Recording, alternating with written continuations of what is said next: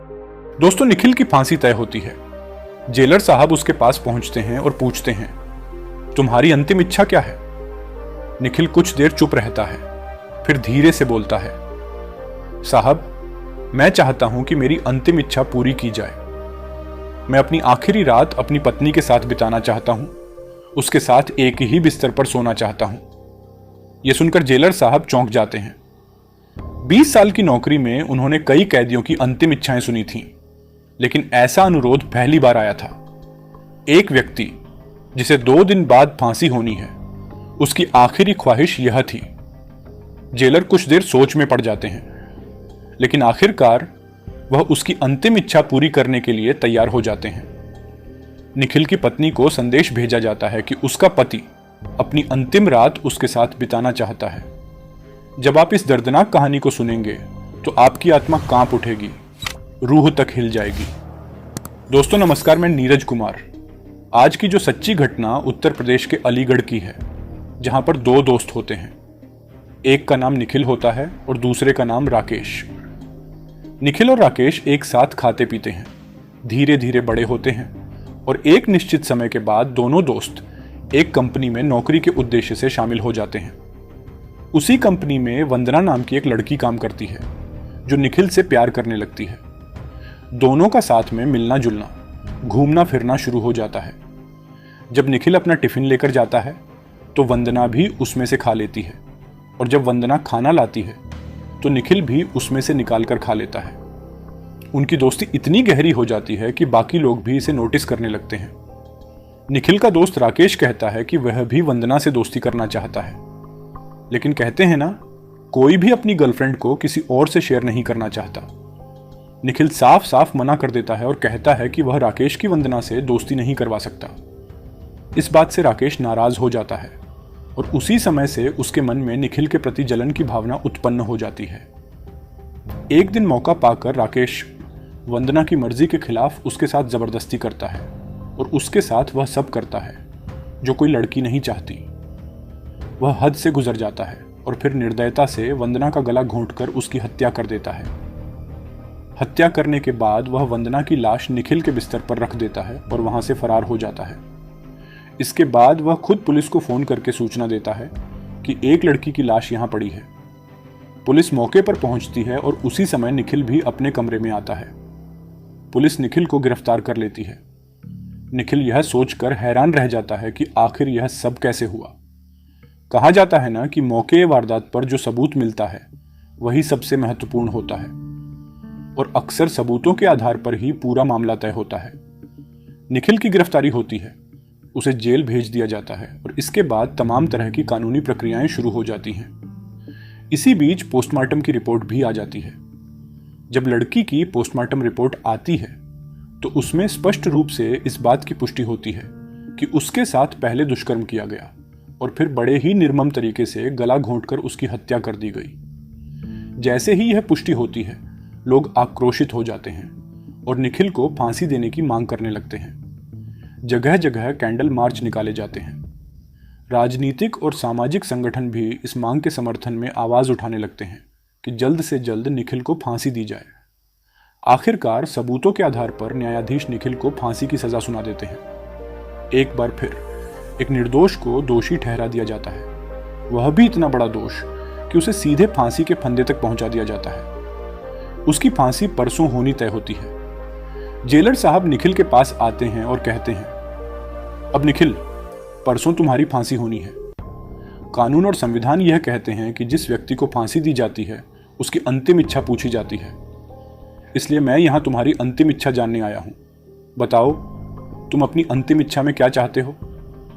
निखिल कुछ देर चुप रहता है, फिर कहता है, साहब, मैं चाहता हूं कि मेरी अंतिम इच्छा पूरी कर दी जाए। जेलर मुस्कुराते हुए कहते हैं, सबकी अंतिम इच्छा पूरी होती है तो तुम्हारी भी होगी। निखिल कहना प्रारंभ करता है, मैं चाहता हूं कि अपनी आखिरी रात या फिर एक रात मैं अपनी पत्नी के साथ बिताऊं। मैं उसके साथ एक ही बिस्तर पर सोना चाहता हूं, क्योंकि यह अंतिम इच्छा की बात थी। इस अनुरोध को सुनकर जेलर साहब और बाकी अधिकारी आश्चर्य में पड़ जाते हैं। जेलर साहब सोचने लगते हैं कि अपने 20 साल की सेवा अवधि में उन्होंने ऐसा पहला मामला देखा है जहां एक कैदी, जिसे 2 दिन बाद फांसी दी जानी है, अपनी अंतिम इच्छा में पत्नी के साथ एक रात बिताने की बात कर रहा है। लेकिन अंतिम इच्छा तो अंतिम इच्छा होती है। इसे पूरा करने के लिए जेलर साहब तैयार हो जाते हैं और निखिल की पत्नी को यह खबर भिजवा देते हैं कि तुम्हारे पति की अंतिम इच्छा है कि तुम उसके साथ एक रात बिताओ। निखिल की पत्नी यह खबर सुनकर सोचती है, आखिर वह मेरा पति है, भले ही दोषी हो या निर्दोष, कानून ने उसे दोषी करार दिया है तो जरूर उसमें कुछ न कुछ सच्चाई होगी। लेकिन अगर पति की अंतिम इच्छा है कि मैं उसके साथ एक रात बिताऊं तो मुझे जाना चाहिए। यही सोचकर वह जेल के दरवाजे तक पहुंच जाती है। उधर उसके आने से पहले ही जेलर साहब ने सारी व्यवस्था कर दी थी। निखिल को जनरल वार्ड से जेल के अंदर ही एक अलग कमरे में शिफ्ट कर दिया जाता है। उस कमरे में पहले से ही एक रिकॉर्डर लगा दिया जाता है ताकि पति पत्नी के बीच होने वाली बातचीत रिकॉर्ड की जा सके। इस रिकॉर्डर का कंट्रोलिंग सिस्टम जेलर साहब अपने ऑफिस में कनेक्ट कर लेते हैं, जिससे वह दोनों के बीच होने वाली हर बातचीत को स्पष्ट रूप से सुन सके। इसके अलावा कमरे के बाहर 2 बॉडीगार्ड भी तैनात कर दिए जाते हैं। जैसे ही निखिल की पत्नी कमरे में प्रवेश करती है और अपने पति को देखती है, वह फूट फूट कर रोने लगती है। यह देखकर निखिल भी रोने लगता है और दोनों काफी देर तक रोते रहते हैं। जब रोने का सिलसिला खत्म होता है तो उसकी पत्नी अचानक पूछती है, आखिर तुमने ऐसा क्यों किया निखिल? हमारे प्यार में क्या कमी रह गई थी कि तुमने यह अपराध किया? अगर तुमने किसी और से प्रेम किया भी था तो उसे मार क्यों दिया? वह बड़े ही सीधे शब्दों में जानना चाहती थी कि आखिर ऐसा क्या हुआ था कि जिस लड़की से निखिल प्यार करता था उसी की उसने हत्या कर दी। यह सुनकर निखिल अवाक रह जाता है। वह कुछ देर चुप रहता है और फिर बोलना शुरू करता है, जिस अपराध के लिए मुझे दोषी ठहराया गया है और जिसके लिए कानून ने मुझे फांसी की सजा सुनाई है, वास्तव में मैं उसका दोषी हूं ही नहीं। भारत का कानून साक्ष्य और सबूतों के आधार पर सजा सुनाता है और इस मामले में सारे सबूत मेरे खिलाफ थे, इसलिए मुझे दोषी करार दिया गया। लेकिन सच यह है कि मैंने कुछ भी गलत नहीं किया। यह सुनकर उसकी पत्नी सवाल करती है, फिर सच क्या है? पूरी बात बताओ। उधर निखिल और उसकी पत्नी के बीच हो रही इस पूरी बातचीत को जेलर साहब समेत अन्य अधिकारी भी सुन रहे थे।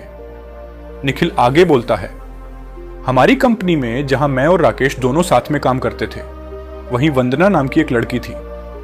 हमारी उससे दोस्ती हो गई थी, इतनी गहरी कि वह हमारे टिफिन से खा लेती थी और हम उसके टिफिन से। लेकिन बस इतनी ही दोस्ती थी, इससे ज्यादा कुछ नहीं। फिर उसकी पत्नी पूछती है, इसके बाद क्या हुआ? तब निखिल पूरी कहानी बताने लगता है। वंदना हमसे कहती है कि मैं एक दिन तुम्हारे कमरे पर आना चाहती हूं, नाश्ता करना चाहती हूं, खाना खाना चाहती हूं, और हम भी उसे इस बात के लिए मना नहीं कर पाते हैं और उसे बुला लेते हैं। कहीं ना कहीं राकेश पहले से ही उस कमरे में मौजूद होता है, जबकि मैं बाजार सब्जी लेने के लिए गया हुआ था। इस बीच राकेश ने उसके साथ क्या किया, क्या नहीं किया, इसकी मुझे कोई जानकारी नहीं थी। लेकिन जब मैं सब्जी लेकर वापस आता हूं, तब तक वंदना का मृत शरीर हमारे बिस्तर पर पड़ा होता है और राकेश वहां से फरार हो चुका होता है। मैं कुछ सोच पाता, कुछ समझ पाता, इससे पहले ही कुछ देर बाद पुलिस आ जाती है और बिना कुछ सुने, बिना कुछ पूछे मुझे गिरफ्तार कर लेती है, क्योंकि मौके वारदात पर वंदना का मृत शरीर मिला था। इस वजह से न्यायालय, साक्ष्य और कानून सभी मेरे खिलाफ हो जाते हैं। यह कहकर निखिल फफक फफक कर रोने लगता है। उसकी पत्नी भी रोने लगती है। दोनों काफी देर तक रोते रहते हैं। यहां तक कि गेट के बाहर तैनात बॉडीगार्ड्स भी यह सब सुनकर भावुक हो जाते हैं और उनकी आंखों में भी आंसू आ जाते हैं। जेलर साहब, जो अपने ऑफिस से वॉइस रिकॉर्डिंग के जरिए यह सब सुन रहे होते हैं, उनकी आंखों में भी आंसू आ जाते हैं। पूरा जेल परिसर गम में डूब जाता है। निखिल आगे बोलता है, भारत का कानून अंधा होता है और यही अंधा कानून मेरे साथ भी हुआ। इस मामले में कोई गहरी जांच नहीं हुई। जो भी साक्ष्य और सबूत मौके ए वारदात पर मिले, उन्हीं के आधार पर मुझे फांसी की सजा सुना दी गई। फिर वह कहता है, कोई बात नहीं, अगर किस्मत ने चाहा तो हमारा और तुम्हारा मिलन फिर होगा। तुम जाओ, तुम्हारे 2 बेटे हैं, उन्हें अच्छे से पालना, उनका ध्यान रखना। लेकिन मैं चाहता हूं कि तुम इस घटना का जिक्र अपने बच्चों से कभी मत करना। नहीं तो आने वाले समय में उनके दिल से कानून, शासन और प्रशासन पर से भरोसा खत्म हो जाएगा। ये कहते हुए निखिल फिर से रोने लगता है। उसकी पत्नी जैसे ही थोड़ा आगे बढ़ती है, पूरा जेल परिसर गमगीन हो जाता है। बॉडीगार्ड्स, जेलर, जेल के बाकी स्टाफ सभी भावुक होकर रोने लगते हैं। जाते समय उसकी पत्नी उसे देखती है और निखिल भी अपनी पत्नी को देखता है। दोनों एक दूसरे को मुड़ मुड़ कर देखते रहते हैं। जब उसकी पत्नी अपने पति को रोते हुए देखती है तो वह फिर से उसके पास दौड़कर वापस आती है। न सिर्फ वापस आती है बल्कि उसके पैरों पर गिर पड़ती है और कहती है, पतिदेव, आज मेरा और आपका यह आखिरी मिलन है। मैं चाहती हूं कि मैं 1-2 मिनट और आपके पास रह सकूं। इस पर जेलर साहब भावुक हो जाते हैं और इस बात की अनुमति दे देते हैं। कुछ देर मिलने के बाद वंदना कहती है, आज आपका और मेरा यह आखिरी मिलन है और मैं अब जा रही हूं। पत्नी अपने घर चली जाती है, लेकिन इस बीच जितने भी लोग होते हैं इस बात की चर्चा शुरू हो जाती है। कहीं ना कहीं कानों कानों यह चर्चा फैलने लगती है कि आखिर एक निर्दोष को फिर से आज फांसी के फंदे पर भारत के कानून और संविधान के तहत लाया जा रहा है। यह चर्चा पूरे जेल में फैल जाती है। इस बीच जब जेलर उस वॉइस रिकॉर्डिंग को फिर से सुनता है तो उसके मन में अचानक यह ख्याल आता है कि आज फिर एक निर्दोष को फंसाया जा रहा है। कहीं ना कहीं कानून और संविधान आज एक निर्दोष को फांसा देने जा रहे हैं। जेलर साहब सोचते हैं कि अगर मैंने अपने पूरे सर्विस पीरियड में ऐसा कुछ नहीं किया तो फिर मेरे रहने और न रहने का कोई फायदा नहीं है। जब हमारे सामने एक निर्दोष को फांसी के फंदे पर लाया जाएगा तो मुझे कुछ करना चाहिए। अचानक से इस बात की चर्चा पूरे महकमे में होने लगती है और जेलर साहब आला अधिकारियों को इस मामले की सूचना देते हैं। इसके बाद एक हाई लेवल मीटिंग बुलाई जाती है जिसमें प्रशासनिक अधिकारी, राजनीतिक दल, सामाजिक संगठन और कई पूर्व जज भी शामिल होते हैं। मीटिंग में जेलर साहब उस वॉइस रिकॉर्डिंग को चलाते हैं। रिकॉर्डिंग को सुनने के बाद सभी लोग चौंक जाते हैं कि भारत का कानून यह क्या करने जा रहा था। यह निर्णय लिया जाता है कि सही में दोषी राकेश है, तो फिर निखिल को फांसी क्यों? इस चर्चा के बाद यह निर्णय लिया जाता है कि अब निखिल को रिहा किया जाएगा और राकेश को फांसी के फंदे पर लाया जाएगा।